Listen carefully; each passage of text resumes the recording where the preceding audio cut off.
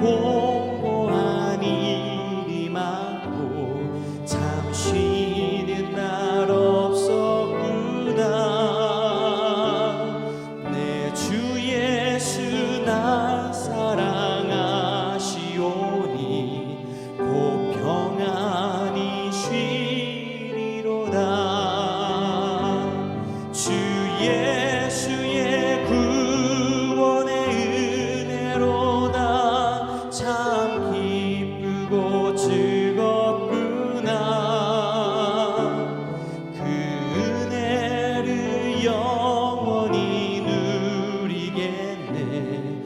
곧 평안히 쉬리로다.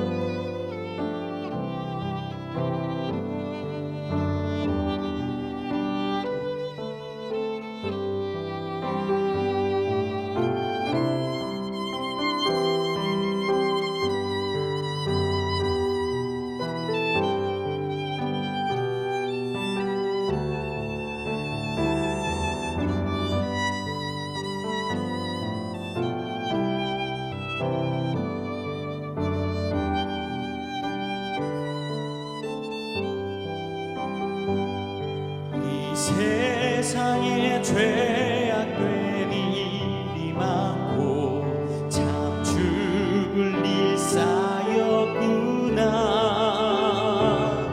내 주 예수 날 건져 주시오니 곧 평안히 쉬리로다. 주 예수의 구원의 은혜로다. 참 기쁘고 즐겁구나. 그 은혜를 영원히 누리겠네. 곧 평안히 쉬리로다.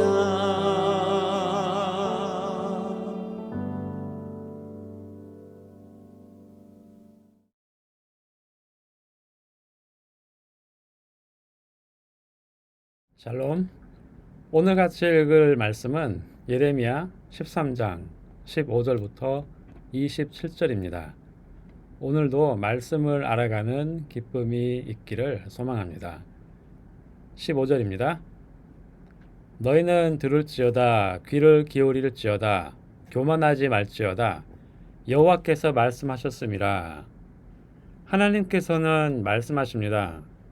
그때는 예레미야 선지자를 통해서 말씀하셨고 지금은 예레미야서를 통해서 기록한 말씀으로 말씀하십니다.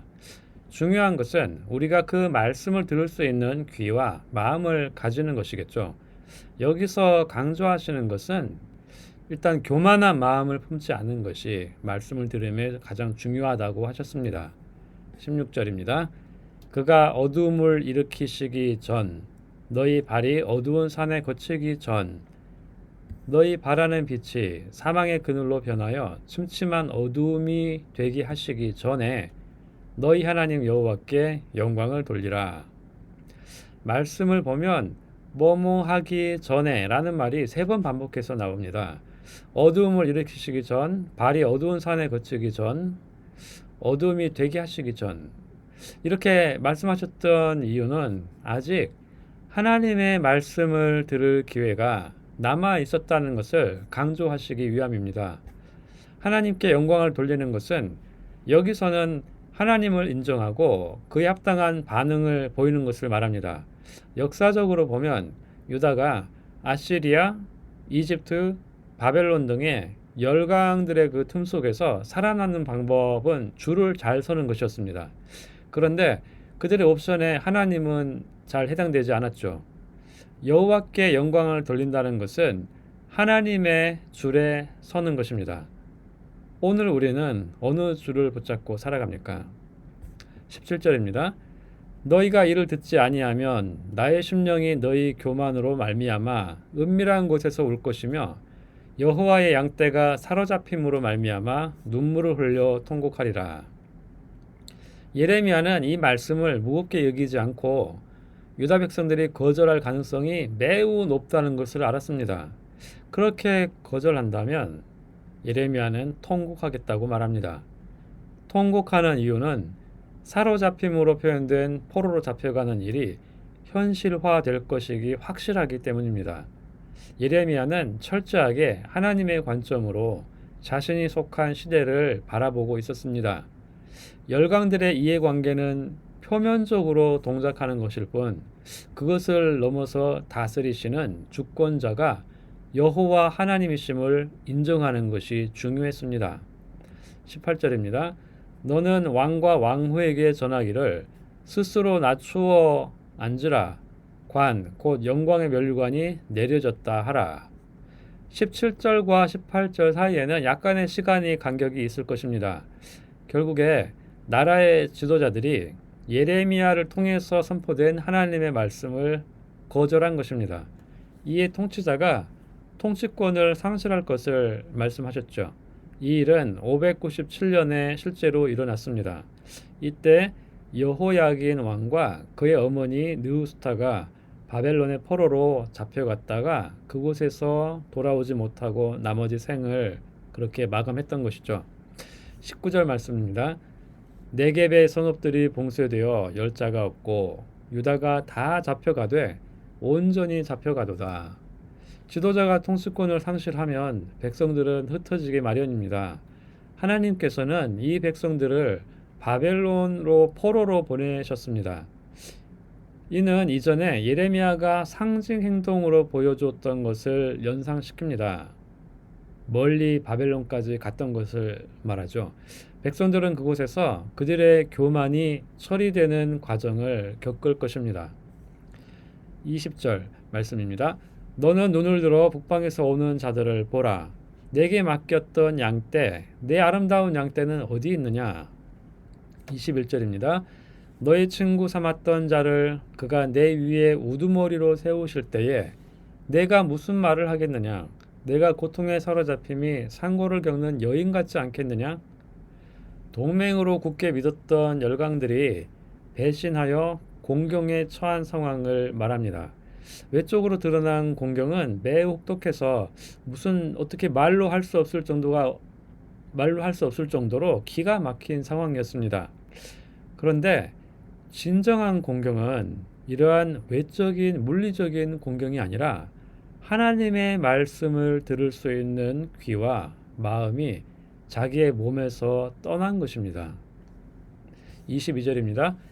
내가 마음으로 이르기를 어찌하여 이런 일이 내게 닥쳤는고 하겠으나 내 죄악이 크므로 내 치마가 들리고 내 뒤꿈치가 상함이니라.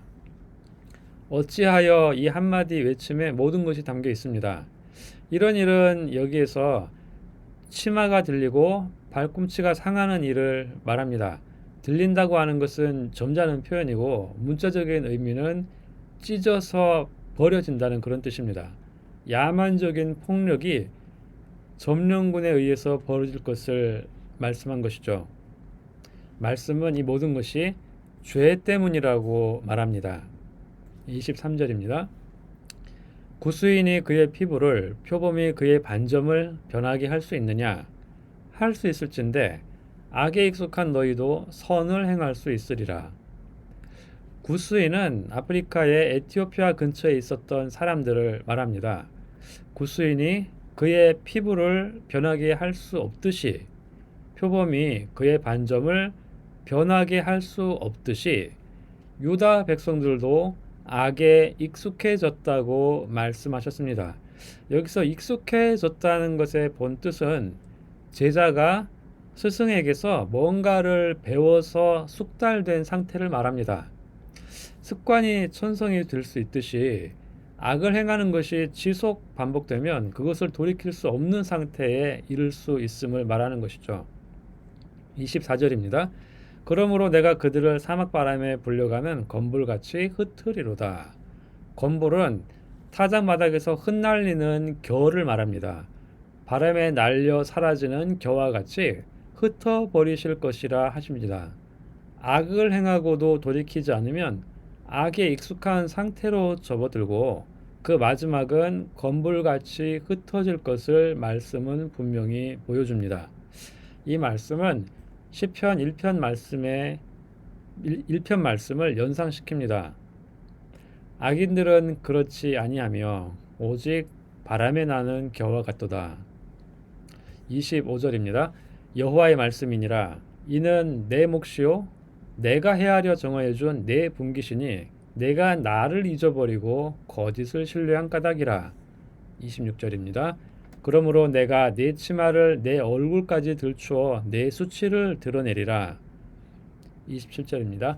내가 너의 간음과 사악한 소리와 들의 작은 산 위에서 내가 행한 음란과 음행과 가증한 것을 보았노라. 화했을진저 예루살렘이여 내가 얼마나 오랜 후에야 정결하게 되겠느냐 하시니라. 말씀에 보면 정결하게 되겠느냐라고 하시면서 오랜 시간이 흐른 후에 기대하시는 바가 잠시 드러납니다. 정결하다는 것은 하나님 앞에서 바른 관계가 회복된 상태를 표현한 것입니다. 정결하게 되는 일이 성전의 제사 제도를 통해서 이루어졌다면 이런 일이 생기지 않았겠죠. 성전의 제사 제도가 무의미했다는 것이 아니라 그것이 가르쳐준 본질, 즉 하나님과 바른 관계 가운데 있음을 유지하는 것을 망각한 채 외적인 제도에 매이는 것은 바른 순서가 아니라는 것입니다. 이것으로 보면 심판의 혹독함에도 불구하고 하나님의 목적은 자기 백성과의 화목된 관계의 회복에 있다는 것을 잊으면 안 됩니다. 오늘 말씀을 통해서 하나님은 어떤 분이신가요?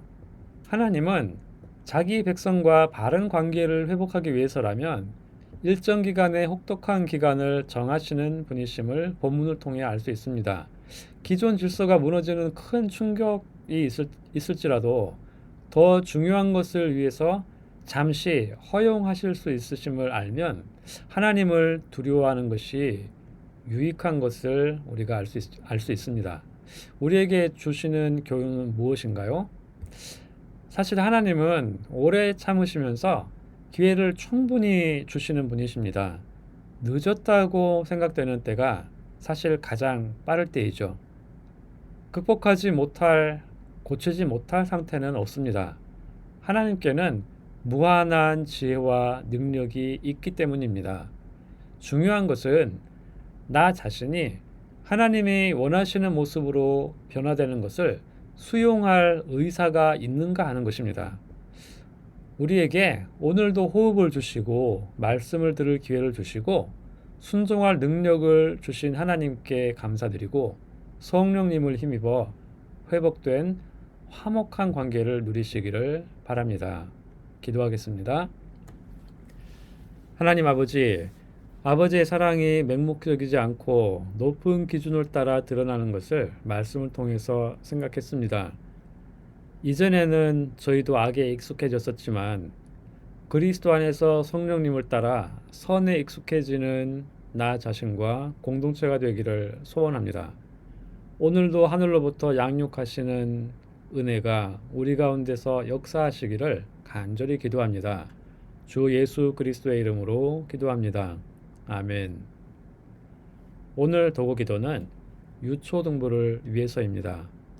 먼저 섬기는 교사들이 신앙의 모범을 보이고 사랑으로 수고하도록 기도하겠습니다. 내일부터 유초등부 캠프가 토요일까지 욕지도에서 진행됩니다. 캠프를 통해서 하나님을 알아가고 자신을 알아가고 친구들을 알아가는 기쁨이 넘치도록 기도하면 좋겠습니다. 이어서 담임 목사님의 영육간의 강건함과 군복무, 직장, 학업으로 타 지역에 있는 자녀들, 환우들을 위해서 기도하시고 개인 기도 제목으로 주님 앞에 나가시기를 바랍니다.